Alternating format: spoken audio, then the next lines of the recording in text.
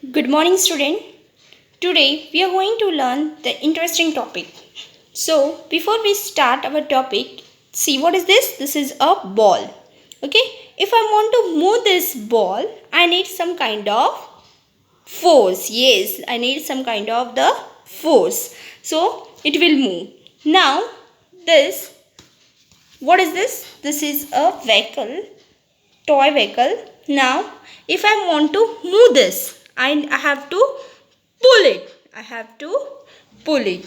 So it will move some distance. While if I want this ball, I want to move further, I have to push it. I have to push it. So force is nothing but it is defined as push or a pull. So force is defined as nothing but a push or a pull. In a physics, we define this force as a push or the pull. Now, can you tell me, is the force is a scalar or a vector quantity? So, what is meant by the scalar quantity? The scalar quantity means the quantity which only defines the magnitude, while the vector quantity is defined as it tells you about magnitude as well as direction. So, force is a vector quantity. For this, say, now if this is a toy, if I want to move this, I will pull this. Now it will display from this. So from here to here we can measure its magnitude or we can measure its distance, and in which direction it is moving, that we can tell it. So force is a vector quantity which tells you about magnitude as well as direction. So can you tell me what thing is used to measure the force? The instrument used to measure the force is a spring balance. It is a spring balance. Now already we have learned about the weight. What is the weight? We can measure the weight with a spring balance. When you hang any kind of the weight, it moves in the downward direction. It comes downward, means it can shows the direction downwards. So force is measured with the instrument called as a spring balance. So what will be the SI unit? What will be the unit of the force?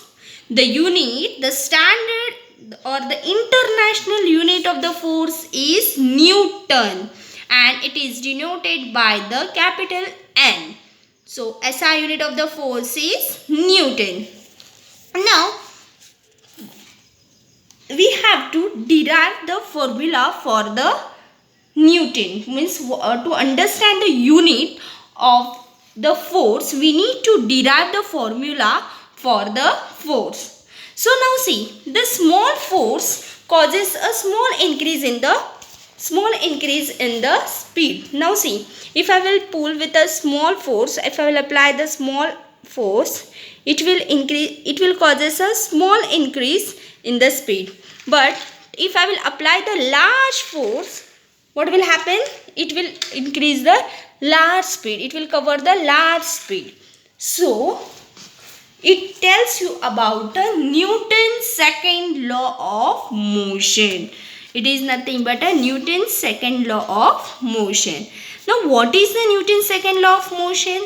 See, rate of change of linear momentum of a body is directly proportional to the applied force and takes place in the direction of a force.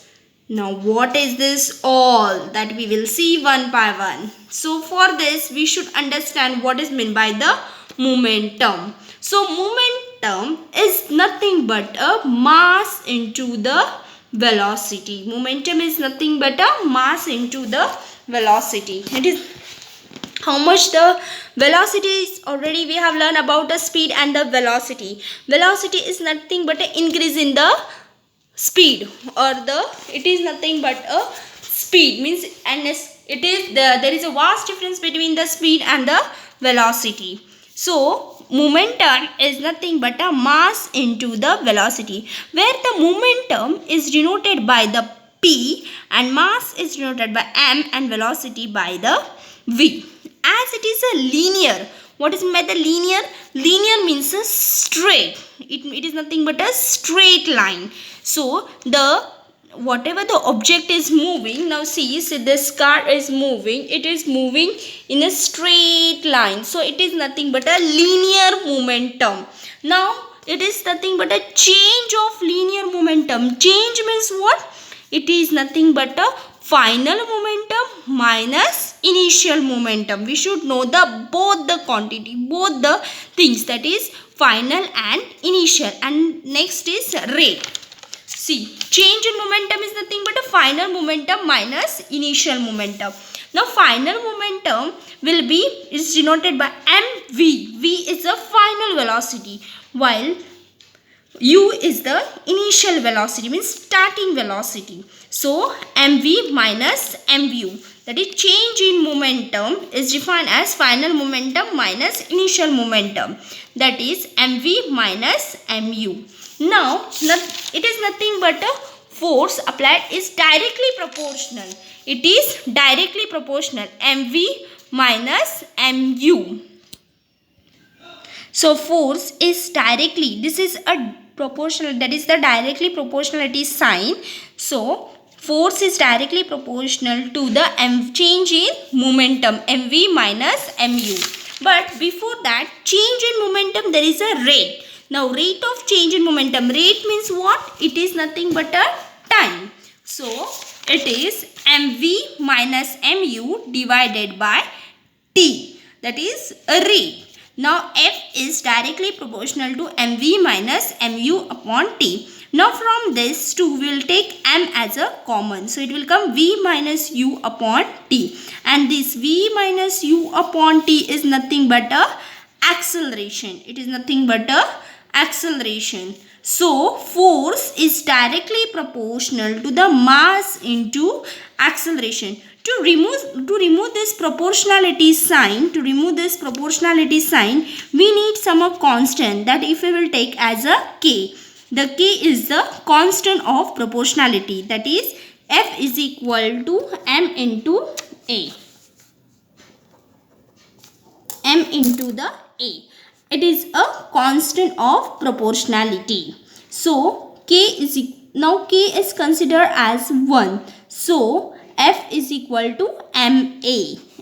So, force is defined as mass into acceleration. So, force is defined as nothing but a mass into the acceleration. I hope that you might have understood this equation. Solve it by yourself. Try to solve it by yourself. You will be able to understand.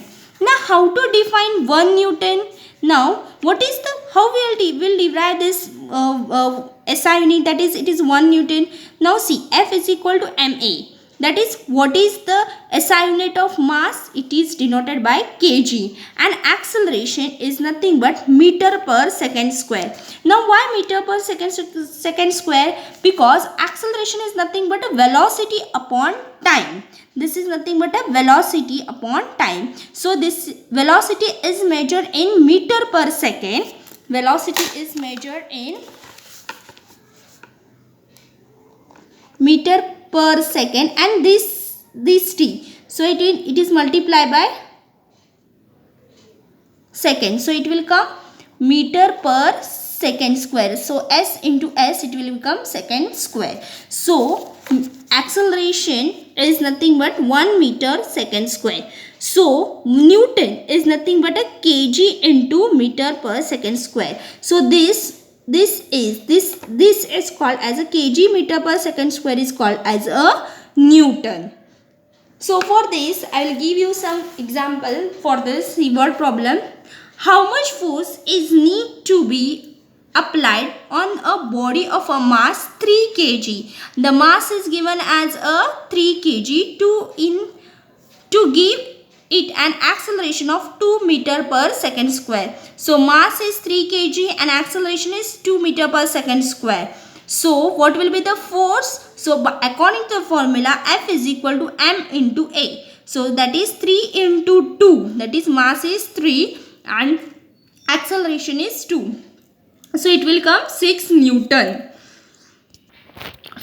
So how much force is applied? That is 6 Newton. Now one more example. The force of 20 Newton is applied on a body of mass 5 kg. What is the acceleration? Now by the formula F is equal to m into A, mass is 5 and force is 20. We have to find the acceleration. So 20, now this is multiplying here. When it will come this side, it will be divided. So 20 by 5, it will come 4 meter per second square. So this, like this example may come for your exam. Simple example. Now, as you know, the SI unit, that is standard unit of the force, is Newton. Then what will be the CGS unit? CGS unit of the force is dyne. Now, how it is dyne? That we are going to see. As we know, 1 Newton is nothing but a kg into meter per second square. So, what will be the CGS unit of mass? It will be gram. And what will be the CGS unit of the acceleration? Meter, we are converting in, what CGS unit is? Centimeter per second square.